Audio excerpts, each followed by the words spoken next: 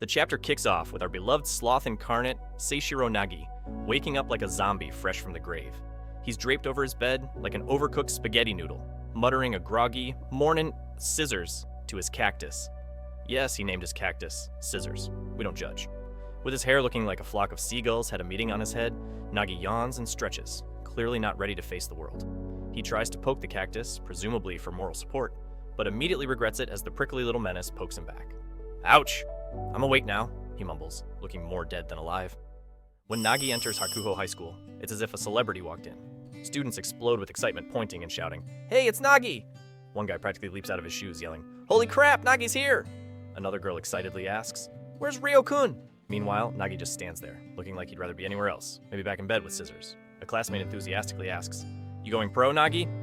But Nagi deadpans. "It doesn't matter anymore. I'm done with soccer." You can almost hear the collective gasp as he drops this bombshell.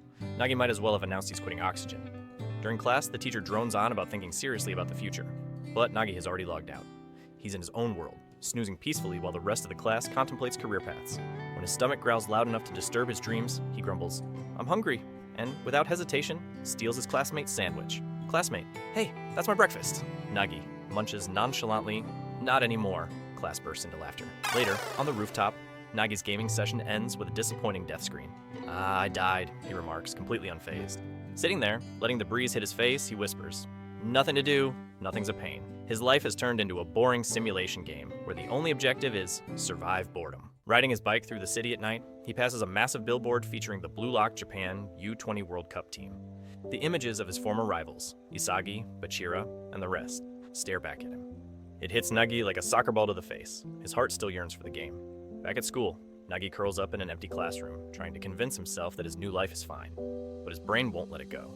Memories of the fierce matches, the tension, and the adrenaline flash before his eyes. Nagi whispers, "Why am I so miserable?" Nagi looks at the ceiling. "Why couldn't I have tried harder?" Nagi bursts into tears, gripping his desk like it's a life raft. "Blue Lock was so much fun," he cries. The fire, the excitement, the competition, it was all so intense. And now, life feels like a monotonous loop. As Nagi buries his face in his arms, he realizes the truth.